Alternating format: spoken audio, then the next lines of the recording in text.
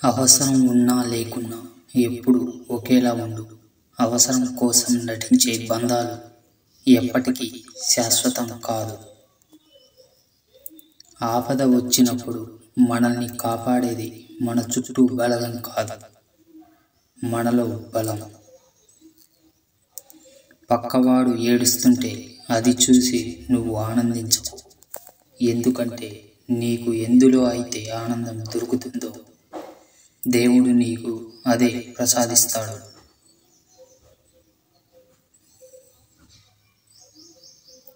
చెప్పేటోడు చేరదీస్తాడా, అనేటోడు ఆదుకుంటాడా, వినేటోడు విలువిస్తాడా?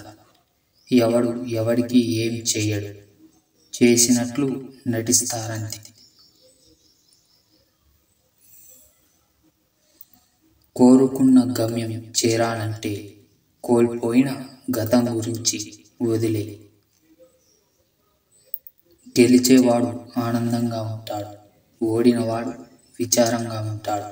అవి రెండు శాశ్వతం కాదు అని తెలిసినవాడు నిరంతరం సుఖంగా, శాంతంగా, సంతృప్తిగా ఉంటాడు.